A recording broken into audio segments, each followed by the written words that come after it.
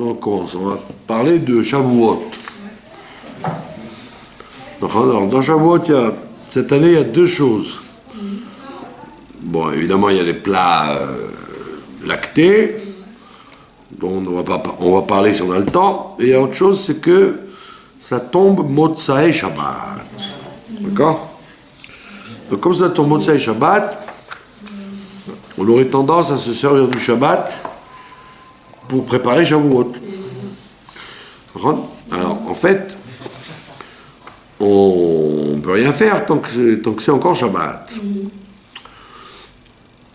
Alors, par exemple, si vous voulez sortir un produit congelé, on ne peut pas parce qu'il est mouxé. Comme il est froid, il est mouxé. Sauf si vous le sortez suffisamment tôt, et donc il se décongèle, et vous l'utilisez pendant Shabbat lui-même. Donc, par exemple, une tarte ou un plat, vous avez peur comme le Shabbat sort tard, vous avez peur de ne pas avoir le temps, alors vous avez le droit de le faire si, dans le Shabbat lui-même, avant le coucher du soleil, vous l'utilisez un peu.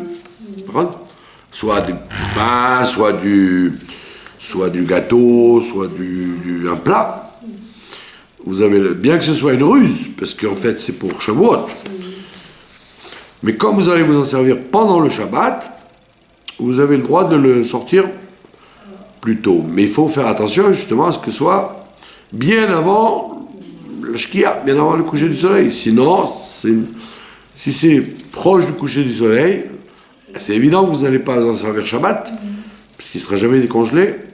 Et donc, vous aurez montré votre intention que c'était pour Shavuot. Donc, si vous voulez faire ça, il faut faire ça dans l'après-midi pour que ça ait le temps de décongeler. C'est du gâteau, par exemple, vous en mangez pour Souda Shlichit, comme ça vous dites, voilà, c'était pas pour Shavuot spécialement, c'était déjà pour Shabbat. Donc, maintenant, tout ce qui est cru, par exemple, tout ce qui est cru, vous pouvez rien faire. Du poisson, de la viande, du poulet, vous pouvez rien faire, parce que de toute façon, même Shabbat, même si c'était décongelé, vous ne l'auriez pas mangé. Donc, vous pouvez faire ça que sur des choses prêtes déjà. Également, tout ce que vous faites, il ne faut pas dire pour Shavuot. Par exemple, à l'approche de la veillée, il y a des gens qui veulent dormir, même s'ils ne dorment pas Shabbat. Cette fois-ci, ils veulent dormir parce qu'ils veulent être frais pour la lecture du Tikkun. Alors, ils n'ont pas le droit de dire bon, je vais dormir parce que ce soir c'est Shavuot. Non, tu dois dire je vais me reposer parce que c'est Shabbat. Et même si dans sa cabana à lui, il pense préparer Shavuot, le fait qu'ils ne le disent pas, alors tout le monde peut dire bon, il fait une sieste de Shabbat, donc il n'y a pas de question. D'accord? Alors, qu'est-ce qui se passe? On te dit,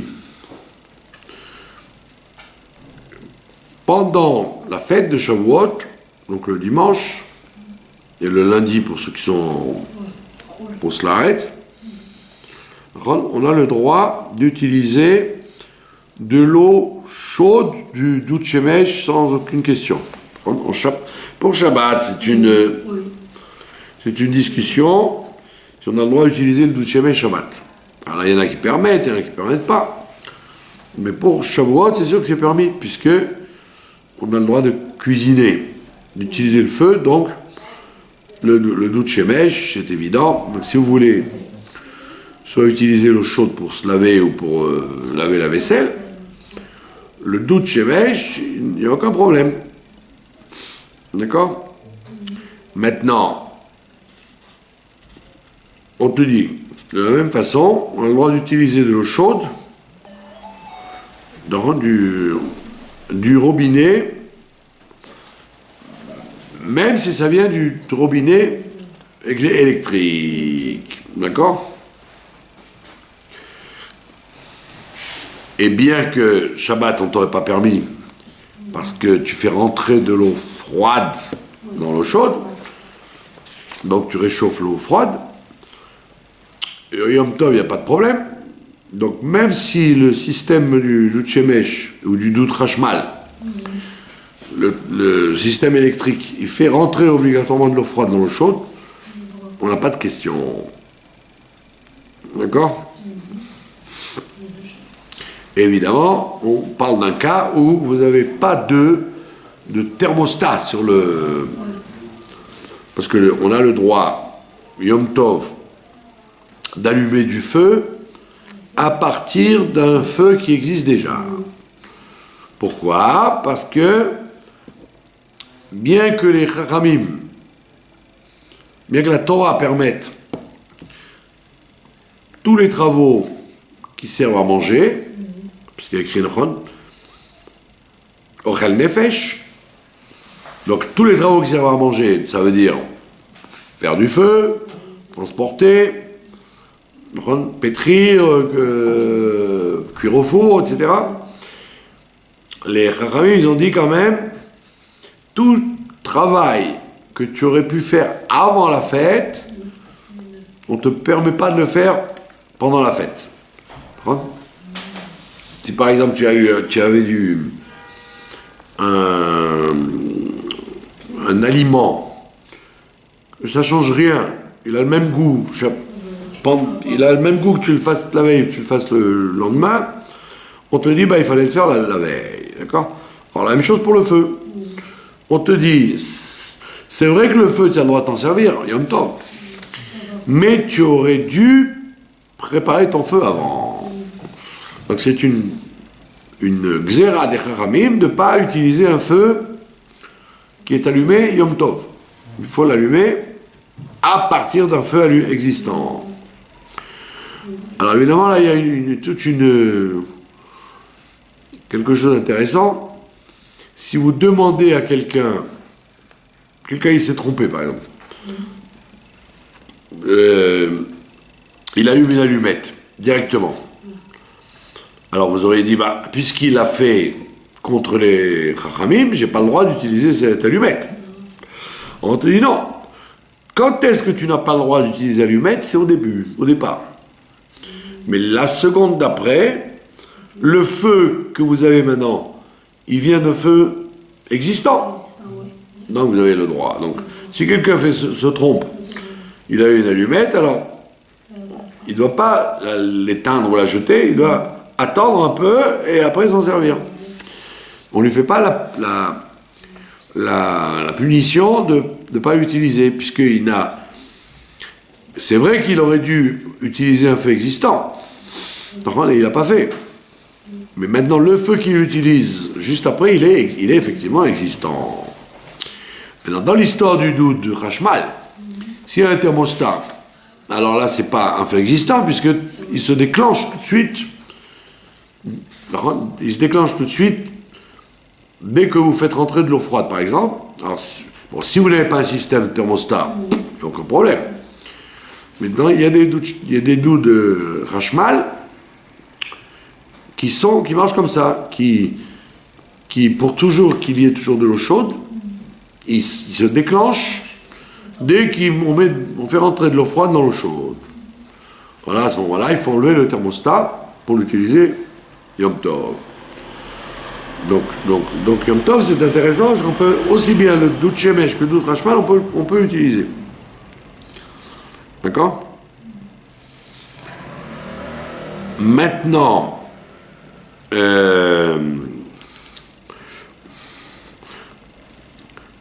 vous voulez par exemple, alors on a dit qu'on ne peut pas préparer Shabbat pour Yom Tov, mais si Shabbat par exemple, vous êtes très, très pointilleuse que la maison soit propre, alors vous n'aimez pas la vaisselle qui traîne, même si c'est que Shabbat, sans penser à Shavuot. Il y a des gens comme ça qui ne supportent pas d'avoir de la vaisselle qui traîne dans l'évier, dans la cuisine, etc. Pour eux, c'est pas Shabbat, c'est pas shabbatique. Donc même Shabbat, même si c'était pas la veille de Shavuot, on leur permet de laver. Ce qu'on n'a pas le droit de laver, c'est les marmites, par exemple. Parce que les marmites, c'est évident qu'une marmite, même si elle est propre, vous n'allez pas l'utiliser Shabbat, parce qu'elle est déjà... vous n'allez pas cuire. Donc, à part les marmites que vous avez le droit de tremper pour ne pas que ça colle, par exemple, vous n'avez pas le droit de la laver. Mais le reste de la vaisselle, il y a des gens qui veulent absolument avoir une cuisine propre, une salle à manger propre, pour les heures de Shabbat qui restent.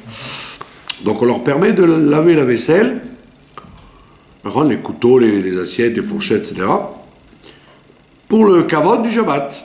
Pas pour le principe de préparer pour Chol ou pour Yom Tov. Parce qu'on veut on veut que la maison soit propre Shabbat. D'accord? Il y a des gens comme ça qui sont très très scrupuleux, que la maison soit impeccable, même dans l'après-midi de Shabbat. D'accord? Cette année, donc, il n'y a pas besoin de faire un hérouv, puisque c'est pas qu'on a Yom Tov et Shabbat. Là, c'est le contraire, on a Shabbat et Yom Tov. Donc, il n'y a pas besoin d'hérouv. D'accord? Alors, Yom Tov, on a dit comment on a le droit de faire à manger. On a le droit d'éplucher des légumes avec un éplucheur normal. D'accord? Puisque on va pas t'obliger à te casser la tête avec un éplucheur qui est pas bien ou un couteau. Puisque tu as le droit de faire à manger, tu peux prendre un éplucheur qui sert à ça. Pour les gens qui, évidemment, font des salades, des choses en dernière minute. Par contre, il y a la plupart des gens, ils préparent tout à l'avance. Mais une salade fraîche, par exemple, vous n'avez pas envie de la préparer vendredi pour dimanche. Elle n'est pas belle. Donc, on te dit, tu as le droit de faire ça à Yom Tov, et tu peux utiliser l'éplucheur qui sert à ça. D'accord?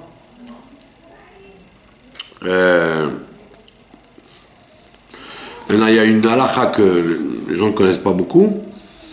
Il y a écrit dans le testament de Rabbi Yehuda Chassid, il y a écrit quelque chose concernant la santé, qu'on n'a pas le droit de se faire une prise de sang avant Shavuot.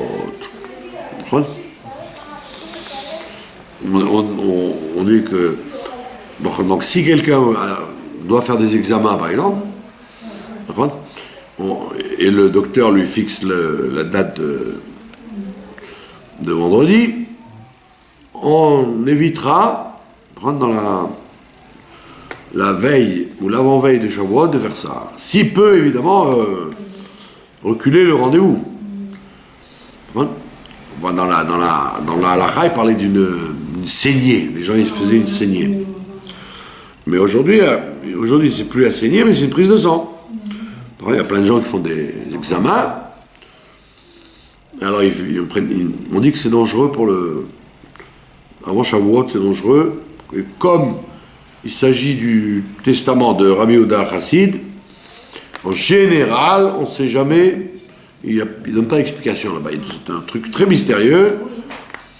C'est un livre très mystérieux qui donne des halakhot. Et comme c'est en général lié avec la santé, on sait très bien que la santé, on est plus scrupuleux que pour le reste. Donc on a peur pour la santé, donc on fait attention. Donc évidemment, si la personne n'a pas le choix,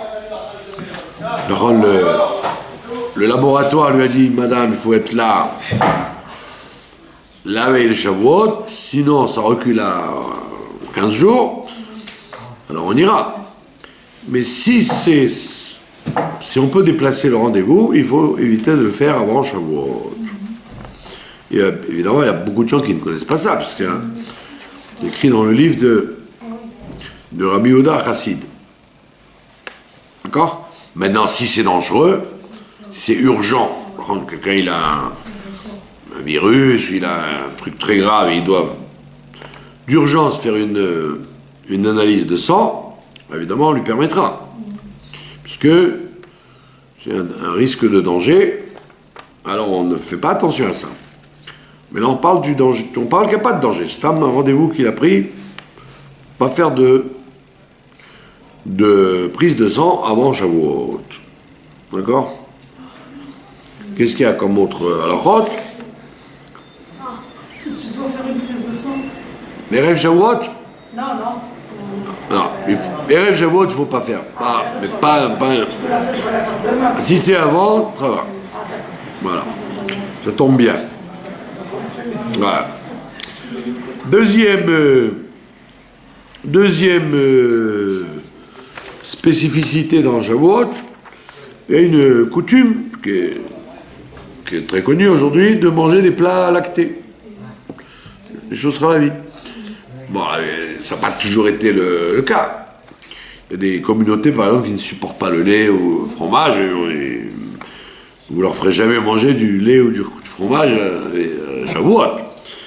Mais bon, il y a beaucoup de gens, des milliers de gens aujourd'hui qui font plus attention au gâteau au fromage qu'à lire le tikkun et d'écouter les 10 commandements. Alors qu'est-ce qui se passe? Pour ceux qui veulent faire cette coutume, le Harizal, il dit qu'en matière de bassar et chalav, lait et viande, le Harizal, il est très dur. Il dit on n'a pas le droit de manger dans la même journée du lait et de la viande. Comme ça, il tient dans son Shulchan Aruch à lui. Ben, si vous mangez du lait jeudi, par exemple, eh ben, il ne faut pas manger de la viande jeudi. Il faut attendre vendredi. 24 heures. Non, quoi, bien oui. Il ne vous dit pas 6 heures, 4 heures, 3 heures. Il vous dit 24 heures. Tu as choisi de manger de la viande un jour précis, tu dois attendre le lendemain pour manger du lait. Et l'inverse. Par contre, bon, maintenant, à la concrète, personne ne fait ça. Heureusement, sauf les grands kabbalistes qui font tout comme le Harizal. En règle générale, la plupart des gens, même les gens très orthodoxes, ils font pas tout ce que dit le Harizal. C'est pas quelquefois, ça s'adressait à des gens particuliers. Il n'a pas dit ça comme une règle pour tout le monde. Donc nous, on se contente du Shulchan Aruch, c'est déjà bien. Et donc dans le Shulchan Aruch, il y a écrit qu'entre le lait et la viande, il y a besoin de rien attendre. Le Shulchan Aruch, il dit il suffit de se rincer la bouche, de manger un morceau de pain par exemple, ou de boire un verre d'eau, et du lait, tu peux passer directement à la viande. Comme ça, il dit le Shulchan Aruch. Maintenant, le Zohar, lui, dit, il fait intervenir un terme qui s'appelle l'heure. Il dit dans la même heure. Shah. Alors il y a des gens qui ont dit qu'est-ce que c'est l'heure? L'heure, c'est l'heure mamash, 60 minutes, ou l'heure, ça veut dire il faut attendre un certain temps. Alors il y a des gens, beaucoup de communautés, qui font attention à ce Zohar et qui laissent passer une heure, vraiment. Une heure. Vous allez manger un yaourt à 1h l'après-midi. Alors à 2h l'après-midi, il te permettra de manger de la viande, ce Zohar. Et il y a d'autres qui disent que ce Zohar, c'est pas une heure, comme quand vous dites dans le Birkat Hamazon, ou Bechol Et, ou Bechol Shah. Une heure, c'est pas une heure de la montre. Une heure, ça veut dire un moment, pas tout de suite. Laissez passer un certain temps, quoi. D'accord? Alors celui qui veut être Mahmir, il attend une heure. Celui qui veut pas être Mahmir, ou il fait comme Shulchan Aruch directement, en se rinçant la bouche, ou il attend un certain moment. Ce qui n'est pas tellement difficile, parce que quand vous quand vous mangez du khalavi après du bassari, en général, vous enlevez la nappe, vous enlevez la table, il y a toujours quelques minutes qui passent, c'est jamais d'une seconde à l'autre. D'accord? Maintenant, ce à quoi le Rama, il vient, il dit, Rega. Il dit tout ça, c'est dans les laits et les fromages légers. Mais lui, là-bas, le Rama, il dit, si c'est un fromage dur, il faut attendre 6 heures, comme la viande. Effectivement, apparemment, dans les pays séfarades où habitait le Shulchan Aruch, l'Espagne, l'Italie, la Grèce, la Turquie, Israël, dans tous ces pays-là, ils ne connaissaient pas les fromages durs. Donc, il n'y avait pas cette question. Donc, on peut comprendre que, vous voyez bien, si vous buvez un verre de lait ou un yaourt, il n'y a plus le goût au bout de 3 minutes. Mais dans les fromages durs, il y a certains fromages durs, effectivement, le goût, il reste longtemps. Le goût, il reste longtemps. Alors, effectivement, le Rama, lui, il fait intervenir cette histoire de fromage dur, donc il n'est pas en discussion avec le Shulchan Aruch. Il dit simplement que le Shulchan Aruch n'a pas précisé de quel khalavi il s'agissait, de quel lacté. Et donc, le Rama, il fait intervenir un truc qui est embêtant. Et sur le fromage dur, il y a toute une discussion aujourd'hui. Parce qu'il y en a qui disent, est-ce que c'est la technique du fromage dur à l'époque, c'était de laisser 6 mois dans des caves. Et vraiment, sentait les pieds, quoi. C'était un fromage dur très fort. Hein, ouais. Mais la plupart des fromages durs d'aujourd'hui, ils mettent pas 6 mois du tout, ils mettent quelques jours, maximum. Donc il y a des décisionnaires qui disent la plupart des fromages durs sont comme du fromage blanc. Au bout d'une heure, il n'y a aucun problème, il n'y a pas de goût. Comme les fromages jaunes israéliens, vous voyez. Vous avez beau... Il s'appelle fromage dur, mais vous avez beau mettre du sel et du poivre, au bout d'une heure, il n'y a aucun goût. Et il y a les fromages durs, effectivement, les Mental, ou le Roquefort, ou les fromages italiens, le parmesan, etc. Alors il y a quelquefois des fromages dont le goût reste. Alors on te dit, il faut faire d'après le fromage. Il faut pas faire ça le jour de Shavuot. Il faut se préparer à l'avance. Si tu veux manger un gruyère ou un fromage dur, mange-le déjà quelques jours avant, vois qu'est-ce qui reste. Moi j'achète des fromages qui sentaient les chaussettes, vous voyez.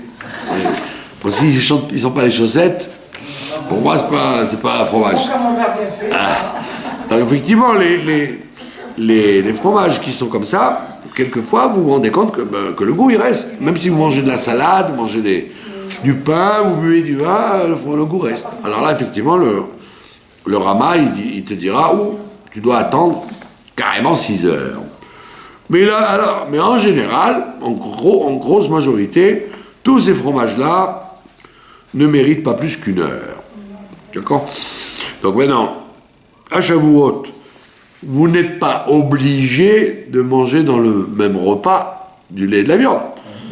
La plupart des gens, ils font, par exemple, ils font le soir au lait et le lendemain la viande, ou l'inverse. Ou alors tout simplement, le matin, quand ils se lèvent, ils prennent un café au lait, et après le repas de midi, ils mangent le repas à la viande. Donc ils ont fait plaisir au minag, ils ont mangé dans la même journée du lait et de la viande, mais pas sans problème.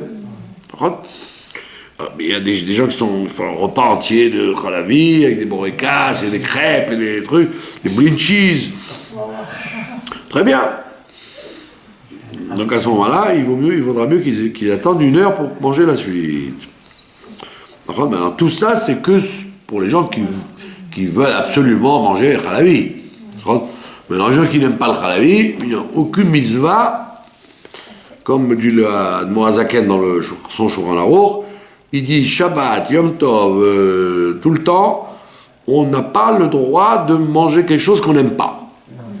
Il y a des gens qui n'aiment pas la viande, eh ben ne mange pas de viande. Personne t'oblige à manger de la viande. Pourquoi? Parce que le Oneg Shabbat et le Oneg Yom Tov, c'est ne pas justement pas se faire souffrir.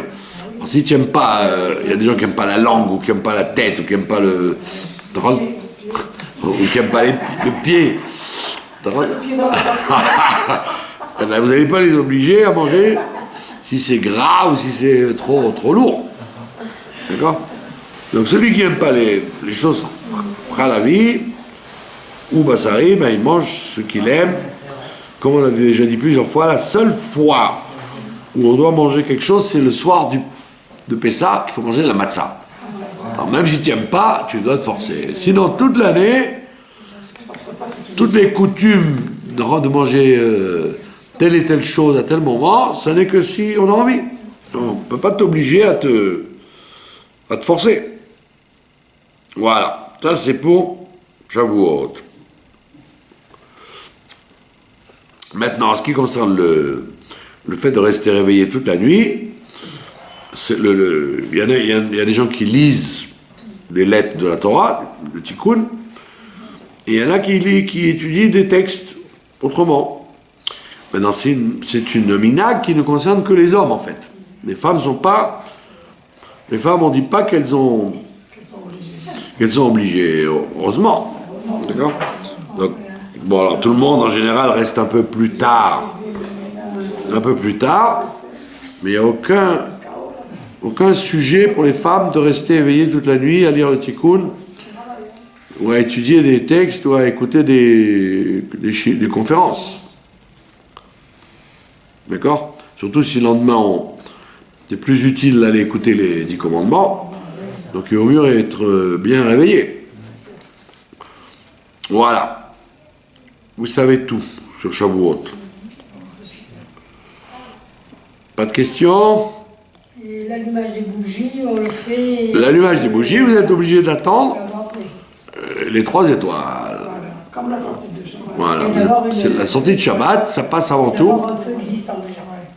Et d'un feu existant. Donc c'est pour ça, comme très, très bien comme question, donc il faudrait penser à allumer une lumière de 24 heures, comme ça elle reste Motsai Shabbat, exactement. Mais il faut faire très attention à attendre qu'il fasse vraiment nuit, quoi. On n'a pas le droit de faire plaisir au Yom Tov contre le Shabbat. Maintenant, dans les bougies, d'accord? Alors il y a des gens qui ne disent Shecheanu qu'au moment du Kiddush, c'est la fête de Shavuot, il faut dire Shecheanu. Et il y en a d'autres qui disent non, on allume, déjà les gens peuvent allumer et dire Shecheanu aux bougies. Alors ce qu'il faut évidemment, c'est ne pas le faire 2 fois. Si tu le fais aux bougies, ne le fais pas au Kiddush. Bien qu'au Kiddush tu puisses répondre Amen à celui qui va le faire. C'est pas une interruption. Et si tu le fais au Kiddush, ne le fais pas aux bougies. Il y a des gens qui se trompent, des fois ils le font 2 fois. Ils croient qu'il faut faire aux bougies ou au Kiddush. Ou là. D'accord? Maintenant, si tu as oublié aux bougies et au Kiddush, tu peux le faire jusqu'au lendemain. Tu n'es pas obligé de... Tu vas pas rater la bracha, quoi. Voilà. Donc, comme vous avez dit, très justement, il vaut mieux préparer une bougie de 24 heures. Et ceux qui font 2 jours de Shavuot, une bougie de 48 heures. Il y a des touristes qui viennent ici, qui font 2 jours, ou les gens qui habitent en Côte-Lares, ça leur fait 3 jours, quoi. Voilà. Pas de questions? Non. Pas de questions.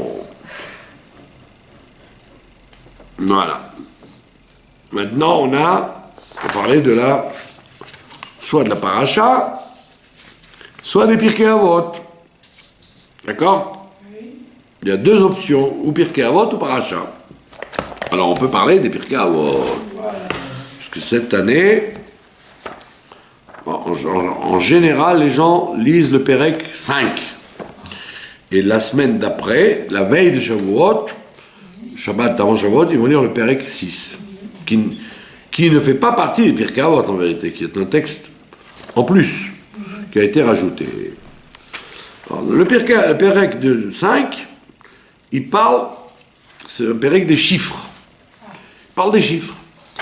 Il te dit, il y avait 10 Dieu a créé le monde en 10 paroles, il y avait 10 générations, il y a eu 10 épreuves à Abraham, il y a eu 10 miracles dans le Beth Mikdash. C'est le Perek qui parle de tous les chiffres. Et vient un moment, il amène un autre discours. Il te dit, voilà, il te dit, voilà.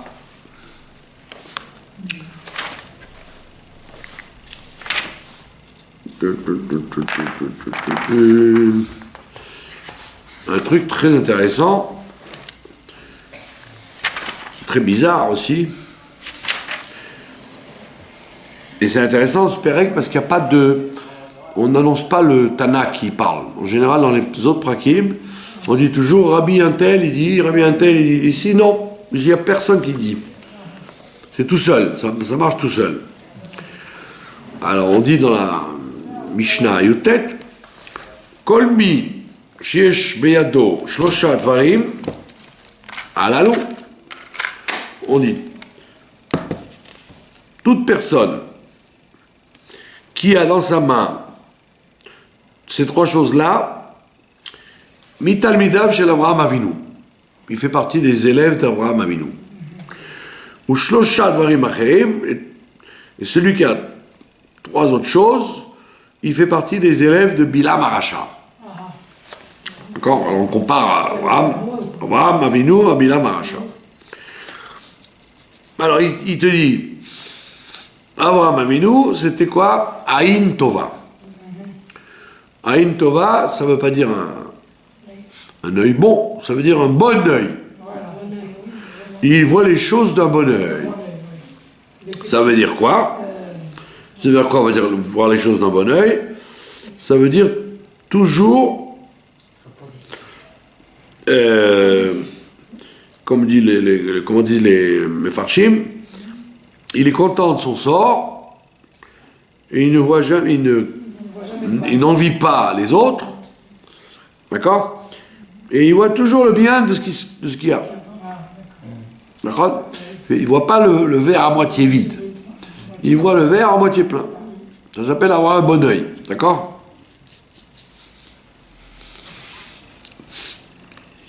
Comme,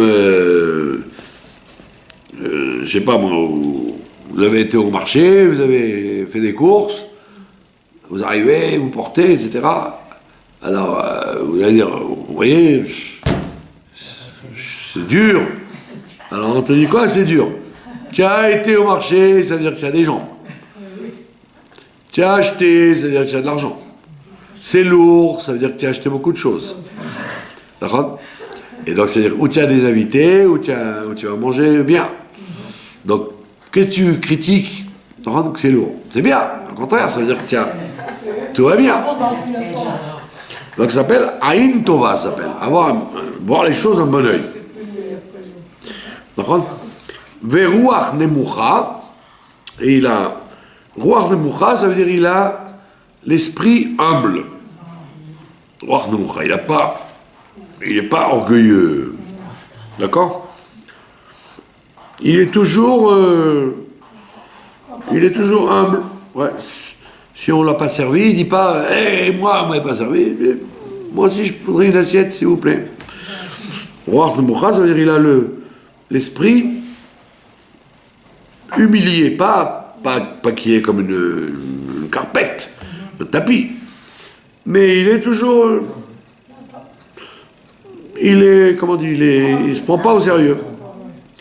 Et troisième chose, donc on a dit c'est comme Abraham Avinu, Nefesh Shefala. Le Nefesh Shefala, les commentateurs te disent, c'est quelqu'un qui s'éloigne des Tavot. Il ne court pas après les plaisirs, les grands restaurants, les beaux hôtels, les beaux habits, les belles voitures. Il est Nefesh Shefala. Donc il va, dans ses choix, il va toujours prendre des choses modestes, d'accord? Il ne va pas essayer d'acheter une maison avec une grande piscine, ce qu'il a besoin. Ça s'appelle Nefesh Shefala. Et ça, on dit que ce sont les élèves de Abraham Avinu. Alors c'est intéressant parce que avant, il a parlé des 10 épreuves. D'accord ? Et on voit qu'Abraham, il a eu 10 épreuves. Et avant Abraham, il a écrit, il y avait 10 générations depuis Noach jusqu'à Abraham. Et là-bas, on l'appelle Abraham tout seul. Après, on dit les épreuves d'Abraham Avinu. Et là, on dit Abraham Avinu. Ça veut dire que quelquefois, on appelle Abraham tout seul, sans préciser Avinu. Quand on dit Avinu, ça veut dire qu'il est ce qu'il nous apprend, c'est pour tout le monde. Donc, quand on dit Abraham Avinu, c'est pas pour dire Abraham, le personnage d'Abraham, mais c'est Abraham en tant que notre père qui nous a transmis dans nos gènes ses qualités à lui. Comme les 10 épreuves qu'il a traversées. On te dit, les 10 épreuves qu'il a traversées, chacun, dans sa vie, il risque de traverser les 10 épreuves aussi. Dans sa vie. Pas aussi forte qu'Abraham, mais qui ressemble. Et on dit, comme il s'appelle Avinu, c'est pour te dire que Abraham t'a donné les forces, puisqu'il est ton père. Et chacun sait que les enfants, ils ressemblent à leurs parents. Qu'on le veuille ou non, même les enfants qui sont fâchés avec leurs parents, malgré tout, ils ressemblent à leurs parents. À leur père, leur mère, leur grand-père, leur grand-mère, même ça va très loin. Il y a quelqu'un qui a vu un enfant, il m'a dit, c'est frappant, on dirait son grand-père, que j'ai connu il y a 50 ans. Et il est tout petit. On dirait pas le fils, on dirait le fils, on dirait pas le petit-fils. Les mêmes gestes, les mêmes façons de tourner Donc on voit bien que quand on est quelqu'un, on a toujours une influence des parents. Et donc quand on te dit Abraham Avinu, c'est pour te dire tu as gardé ça en toi. Tu as ça en toi. Donc ici, on dit la même chose. On dit, celui qui est comme ça, d'avoir un bon œil, d'être humble, d'être un ave, et de ne pas courir après toutes les ta'avot. Pourquoi il ne faut pas courir après toutes les ta'avot? Parce que, quelquefois, comme on voit avec le roi Achab, il a voulu la vigne de Naboth, et il a tellement voulu la vigne de Naboth qu'il a tué pour prendre la vigne. Donc on te dit quelquefois, c'est pas qu'on veut que tu te prives des beaux hôtels, des belles maisons, Non, c'est que si tu te lances là-dedans, tu risques d'arriver à faire des choses terribles pour les avoir. Donc, tu vas courir après ça et tu risques même de faire des choses très très graves. Le fait de déclencher les ta'avot, c'est très embêtant. Alors que quand tu calmes la volonté des plaisirs, tu es beaucoup plus heureux. Tu n'es pas obligé d'acheter tout ce qui existe. Il y a des gens qui se rendent malheureux, ils se mettent en problème avec les banques, Pourquoi? Parce qu'il faut acheter ça, il faut acheter ça, il faut acheter ça. On te dit non, Abraham Avinu, il n'est pas comme ça. Il est Nefesh Shefala. Il s'occupe que de faire du bien, etc. Même toute la richesse qu'il a, c'est même pas pour lui, c'est pour donner aux autres. Il dit ça, c'est Mitalmidav chez l'Abraham Avinu. Ça, il fait partie des élèves d'Abraham Avinu. Et maintenant, il dit les élèves de Bilam Aracha, les trois autres qualités contraires. Alors, les commentateurs, ils disent attends, mais tu vas prendre quelqu'un, sachant qui c'est Bilam Aracha, qui voulait nous tuer tous, qui a donné le conseil à Pharaon de jeter les enfants dans l'eau, qui après, il nous a fait des problèmes au moment d'entrer en Israël, avec les filles de Moab. Moi, je vais être un talmide de Bilam Aracha. Je l'appelle Bilam Aracha en plus, je ne l'appelle pas Bilam neutre. Il était mauvais dans l'âme. Ça veut dire quoi, talmide de Bilam Aracha? Alors on te répond qu'en fait, sache que si tu fais d'une certaine façon, tu t'appelles un talmide de Bilam Aracha. Même quand tu lis le livre, tu dis oh Bilam, c'est un Aracha. On dit voilà, tu fais comme lui. Tu es un élève à lui, tu es un talmide. Donc pour être un talmide, c'est pas que tu dis c'est mon rave et j'écoute ce qu'il dit. Non, tu peux faire des choses particulières et à cause de ces choses-là, on dit de toi, tu es le talmide. Même si tu n'es pas son talmide. Personne ne va dire dans une communauté, je suis le talmide de Bilam Aracha. Et il dit, c'est quoi comment on détermine le talmide de Bilam Aracha? Il dit, c'est les trois midot contraires de Abraham Avinu. C'est-à-dire, première mida mauvaise, Aïn Ra. Pas Aïn Ara. Pas le mauvais œil. Non. Avoir un œil mauvais.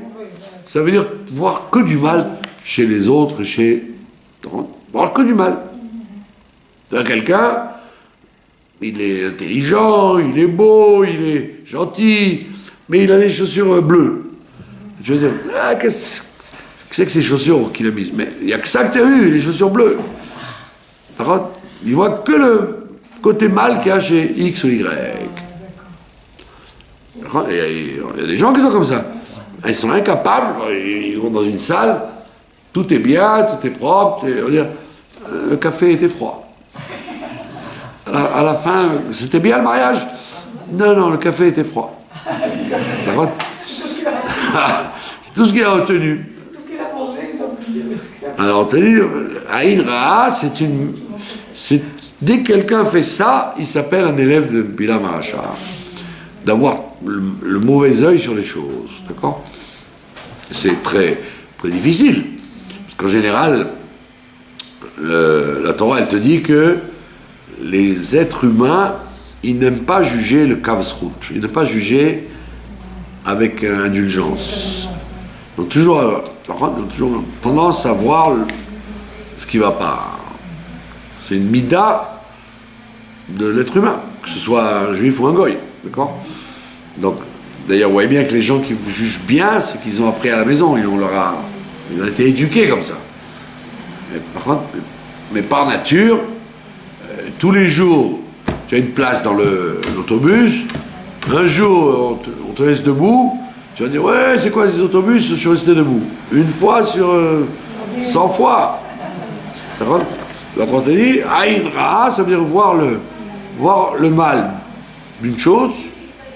Ça s'appelle être un élève de Bilam Aracha. D'ailleurs, Balak s'est servi de lui pour ça, parce qu'avec son œil, il voyait toujours du mal. Donc il a dit, allez, maudis-les, ouais. vois le mal chez l'autre. C'est très embêtant, parce que... c'est très embêtant, parce que c'est un caractère qui a chez les gens, de toujours voir le point qui ne va pas chez quelqu'un ou dans une fête ou dans un pays. Alors il te dit, Aïn Ra'a, ça c'est l'œil mauvais, d'accord? Et qui a donc, il te dit, le Mefarshim, il te dit, de là, comme il a l'œil mauvais, il va toujours vouloir plus pour lui. Pour l'autre, il va avoir le mal. Mais pour lui, il va dire, moi j'ai pas, et moi je veux, et moi je dois. Ça lui fait, c'est un caractère de voir le mal, et qui est donc automatique. Je sais pas, quelqu'un lui dit, regarde, j'ai acheté une veste, elle est bien. Il dit, et pourquoi moi j'ai pas? Attends, mais qui t'a parlé? Au lieu de dire Mabrouk, Mazal Tov, Kol HaKavod.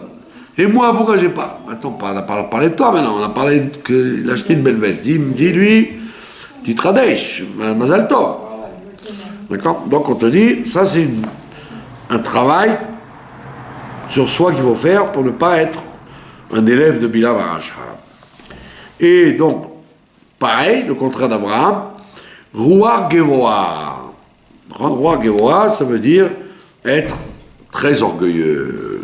Très orgueilleux, ça veut dire toujours considérer qu'on est mieux que les autres. On est mieux que les autres. Si quelqu'un il est intelligent, tu dis peut-être.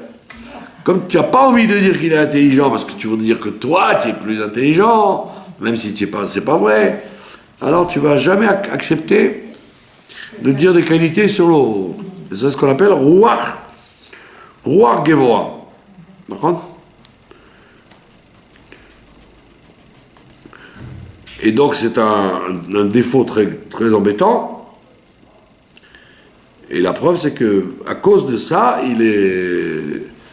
il a été la catastrophe, Bilam. Ce qui était sûr qu'il était le plus grand, le plus fort de tout. Donc on te dit Ruach Gevoa, c'est une mida, l'orgueil, d'être orgueilleux, qu'il faut absolument combattre. Et pourquoi on dit ça? Parce qu'on a dit que les gens, ils ont tendance à dire, moi je veux être un Talmid d'Avraham Avinu, c'est pas shoot, c'est même pas discussion.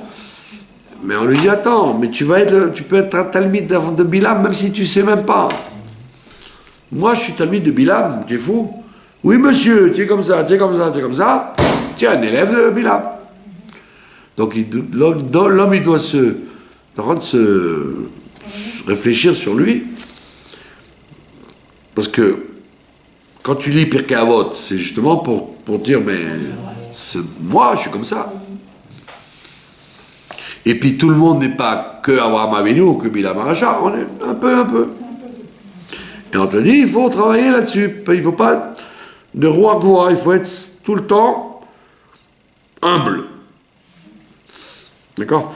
Attention, quand on dit tout le temps humble, ça ne veut pas dire qu'il faut être se faire honte. Par contre, si tu sais faire des gâteaux, tu ne vas pas dire non, je ne sais pas faire des gâteaux, je sais rien faire. Oui, je sais faire des gâteaux.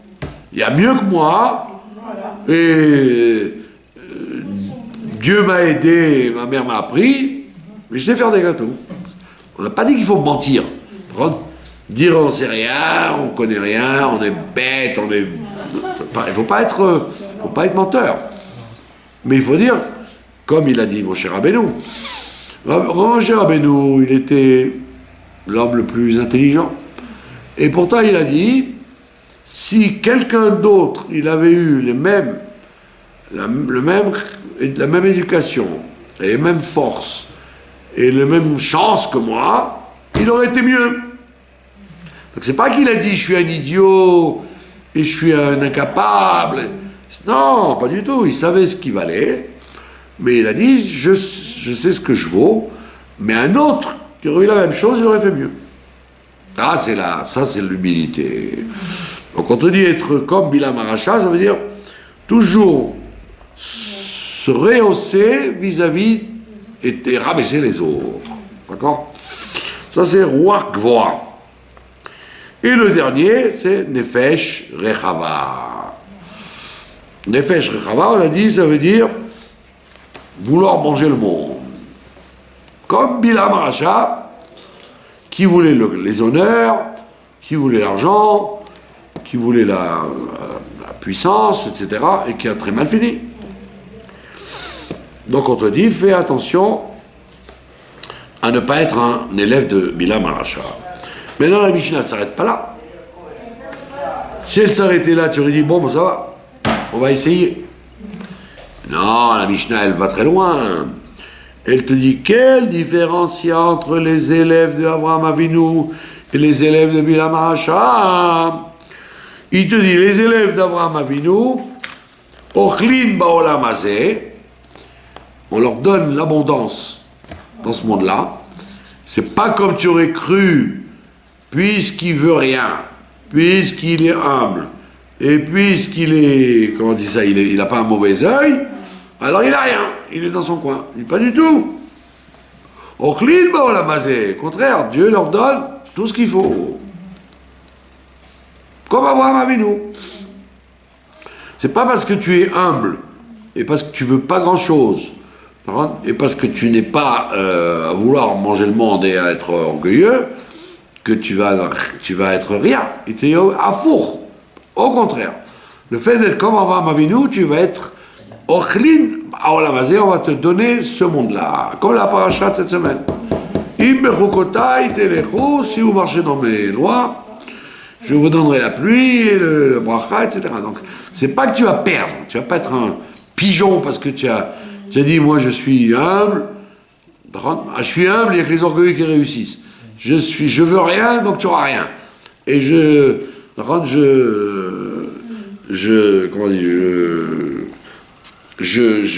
tout le monde, je regarde tous les gens de mon côté, donc je suis un pigeon. Pas du tout. Je te dis, tu as ces bonnes midotes, Ochlin Baolam Hazeh, on te donnera tout ce qu'il faut dans ce monde-là. Et en plus, Venochalim Baolam Haba. Et en plus, on leur donnera aussi le monde futur. Donc, celui qui arrive à se travailler pour être comme les élèves de Abraham Avinu, il a ce monde-là et l'autre. Alors que dans la société normale, on dit, te laisse pas faire, allez, pousse, allez. Et pourquoi tu ne demandes pas? Demande. Tu aurais dit, voilà, il faut faire comme ça. On te dit, pas du tout. Comme on dit en français, aux innocents, les mains pleines. Si tu t'as rien demandé, si tu es gentil, si tu regardes pas les gens d'un mauvais œil, eh ben, au contraire, tu auras tout ce qu'il faut. Et dans ce monde-là, et dans l'autre monde. Alors que, et la preuve, c'est qu'il amène un passouk du roi Shlomo, il y a écrit l'anchil ohavai yesh. Ceux qui m'aiment, je leur donnerai une nachala de yesh, quelque chose de très très solide. Veotzroteyem amalé, et je leur remplirai leur trésor. Donc ça veut dire qu'en vérité, si tu veux être un élève d'Abraham Avinu, tu as tout à gagner. Et même si tu ne le fais pas, le Shem Shamaim, parce que tu aurais dit, le Shem Shamaim, il faut faire. Non, fais pas le Shem Shamaim. Deviens humble. Arrête de vouloir manger le monde. Et arrête de regarder les choses de mauvais œil. Tu vas voir, tu vas tout gagner. Tu vas voir ce monde-là et l'autre. C'est dur, parce que quelqu'un qui a tendance à avoir du mal partout, pour qu'il se travaille, pour voir du bien partout, les gens vont dire, mais tu es un idiot, quoi, tu vois pas ce qui va pas. Non, je fais tout pour ne pas voir ce qui va pas. Je me travaille, parce que je veux être un talmide d'Abraham Avinu. D'accord? Donc c'est pour ça qu'on lit ça dans Pirkei Avot, pour te dire, ne crois pas que ce que te dit les Pirkei Avot, c'est pour que tu sois un neber, un pauvre type. Au contraire, c'est pour que tu sois quelqu'un qui va réussir dans tout. Et il dit maintenant de l'autre côté, si tu veux être un talmide de Bilam Aracha, d'accord, en disant non, moi je veux pas être un talmide de Bilam Aracha, mais concrètement, c'est ce que tu fais. Alors il sache une chose, Yorshim Geinam, ils héritent de l'enfer, Veyordim Liver Shachat. Alors ils héritent de l'enfer et ils tombent dans le fossé. Alors qu'est-ce que ça veut dire, il hérite de l'enfer? Il te dit, c'est pas de l'autre, quand il meurt qu'il hérite de l'enfer, c'est maintenant déjà. Celui qui voit tout d'un mauvais œil, et celui qui veut manger le monde, et celui qui est toujours orgueilleux, c'est l'enfer pour lui. Il n'est jamais content. Il est toujours, il dort très mal, parce que, pourquoi j'ai pas ça, pourquoi si, pourquoi il m'a dit ça, pourquoi il m'a fait ça, pourquoi je... Le fait d'avoir l'œil, avoir du mal partout, d'accord? Au lieu de voir le verre à moitié plein, et même le verre entièrement plein. Donc on te dit, Yorshim Gehinom, c'est dans ce monde-là, pas de l'autre côté. De l'autre côté, c'est ce que vous avez dit, l'hiver Shachat, c'est le puits profond, ça c'est de l'autre côté. Mais avant l'autre côté, mais dans sa vie lui-même, il hérite du Gehinom. Sa vie, c'est pas une vie. Dès qu'il se lève le matin, il pense du mal ah, ça va pas, il n'y a rien qui va, tu as vu ce qui se passe, les Iraniens, les Irakiens, les Chinois, occupe-toi de tes affaires et voilà, il fait beau, tu n'es pas malade, tu as eu de l'eau chaude pour faire ton café, voilà les choses d'un bon oeil. La voisine t'a dit bonjour dans l'escalier, elle aurait pu te faire un scandale. Elle t'a dit bonjour, qu'est-ce que tu veux de mieux? Tu as été à la caisse, ils t'ont rendu la monnaie. Aïn Tova, regarde un bon oeil. Et si tu ne fais pas comme ça, tu hérites du Gehinom. Ta vie, c'est un Gehinom. Moi, je connais quelqu'un qui, tout le temps, grogne. Tout le temps grogne. Je ne peux pas manger, et ça, j'ai pas le droit, et ça, ah ben oui, ça, vous pouvez manger, alors mange. Pourquoi tu vois ce que tu ne peux pas manger? Vois ce que tu peux manger. Non, je ne peux pas monter les étages, mais tu peux quand même les monter avec une canne, elle monte. Mais elle monte quand même. C'est pas qu'elle est en... Non. Alors, donc elle est toujours malade. Pourquoi? Parce qu'elle vit dans le Gehinom permanent. Qu'est-ce que tu penses de la voisine? Ah! Elle n'a pas une qualité, la voisine. Elle a peut-être une, non? Donc il te dit... Les gens qui sont comme les élèves de Bilam Aracha, et d'ailleurs on le voit, Bilam Aracha, quand on voit son histoire dans la Torah, il n'était jamais heureux. Puisque tout ce qu'il avait n'était pas bien. Donc il était malheureux. Voilà. Donc il te dit, de ressembler à Bilam Aracha, tu vas hériter du Gehinom dans ce monde-là, et tu vas tomber dans le fossé de l'autre côté aussi. Et là, on a une preuve. Tous les Lubavitch connaissent cette chanson. Le Mizmor, Pada Beshalom Nafshi. Là-bas, qu'est-ce qu'il dit là-bas? Ve'ata Elokim. Ve'ata Elokim. Et toi, Dieu, Toridem, tu vas les faire tomber, donc aux élèves de Bilam Aracha, l'hiver Shachad, dans le fond du fossé. Et il termine grave, il dit Anche Damim, les gens qui ont du sang sur les mains, ou Mirma, et qui sont toujours à chercher les embrouilles, Lo yechetsu yemehem, ils ne vivront que la moitié de leur jour. On dit que Bilam, il a vécu, d'après une certaine version, que 35 ans. Même pas 70, 35. Tellement il était malheureux de ce qu'il avait et ce qu'il n'avait pas.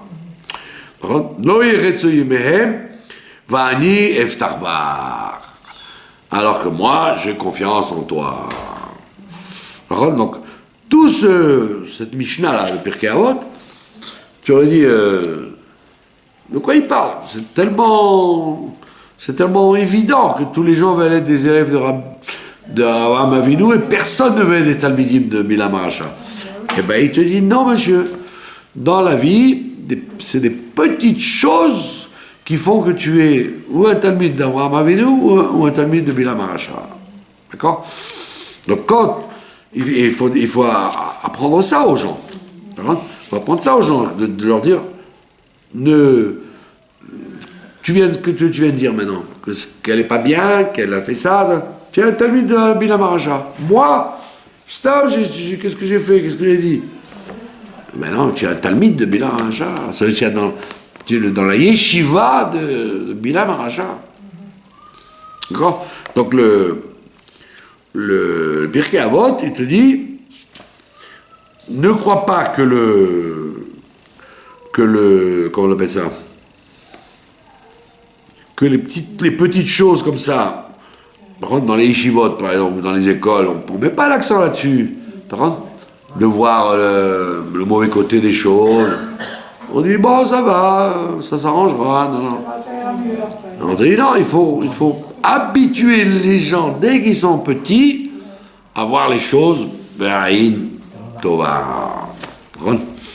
Il y a quelqu'un qui habite à Bonneuil, en France, à côté de Créteil. Alors j'ai dit, oui, donc vous êtes un élève de Avraham Avinu.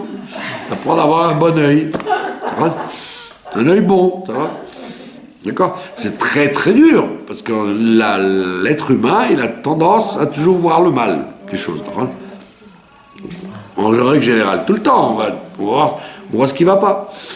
Et on te dit, c'est pas du tout le derrière d'Avraham Avinu. Avraham Avinu, il nous a donné dans nos gènes de regarder les choses toujours du bon œil. D'accord? Et donc le Pérec, il termine comme ça. Il te dit, Yehuda ben Tema Omer, et ça, c'est la suite en fait. Yehuda ben Tema Omer, Eveaz Kanamer, soit rapide comme la panthère, le Kal Kanesher, et léger comme l'aigle, le Ratz Katzvi, tu dois courir comme une antilope, le Gibor Kari, et fort comme un taureau, comme un lion, la Sotretson Avicha Shevashamaim, pour faire la volonté de Dieu. Alors, que faire cette Mishnah après l'autre? Parce qu'il dit justement, les gens qui ont toujours un mauvais œil, toujours orgueilleux, toujours à vouloir tout, ils deviennent lourds. Lourds parce que, j'ai pas ça, s'il me manque ça, je voudrais avoir ça, mais je peux pas l'avoir. Donc voilà, ils se rendent malades tout seuls automatiquement. Yehuda ben Tema, il dit, si tu fais comme Avraham Avinu, tu seras rapide, tu seras empressé de faire la volonté de Dieu. Ça veut dire que quelqu'un qui est lourd dans son comportement, automatiquement, il est lourd dans sa Avodat Hashem aussi. Il va à la synagogue comme ça, il a du mal à y aller, il a du mal à faire les mitzvot, tout est lourd pour lui parce qu'il traîne avec lui un fardeau de malheur, il est malheureux, il n'a pas une maison assez grande, il n'a pas assez d'argent, il n'a pas assez... Tout ce qu'il voudrait, comme dit Shlomo HaMelech, il dit que quand quelqu'un il meurt, il n'a rempli que Chatzi Ta'avot, la moitié de ses Ta'avot. Comme il a dit, pourquoi? Parce qu'il y avait ça, j'ai pas eu le temps de tout manger dans le monde. Comme il a dit, vous connaissez tout ça, comme il a dit Alexandre le Grand, quand il est arrivé chez les Amazones, elles lui ont montré un œil dans un plat, dans un plateau. Alors il a vu ça et tout, et elles ont mis de l'or et des bijoux et de l'argent, et l'œil restait toujours ouvert. Alors Alexandre le Grand, il a dit, c'est quoi ça? Alors après elles sont venues, elles ont mis de la terre sur l'œil s'est fermé, à ce moment-là il s'est fermé. Alors elles ont dit, tu as compris ce que ça veut dire ça? Mais non, j'ai rien compris. Mais, tant que l'homme il est vivant, son œil il est ouvert, il veut de l'or, et jamais il sera content, ça suffira jamais. Il veut ça, il veut encore ça, il veut encore ça, il veut encore ça. Il n'y a que quand on lui met de la terre, quand il est mort, qu'il s'en va, et à ce moment-là, il se rend compte que tous les Ta'avot, tout ce qu'il voulait dans ce monde-là, c'était trop. Donc l'homme, il ne meurt pas sans avoir utilisé la moitié de ses Ta'avot. Même le plus grand qui a des Ta'avot, quand il meurt, il dit « Ah, il m'a manqué ça quand même, j'aurais voulu ça, j'aurais voulu ça. » Il dit en vérité, il meurt malheureux. Voilà. Ça, c'est le Pirkei Avot numéro 5. Je vous remercie de votre attention. Merci beaucoup. Regarde les...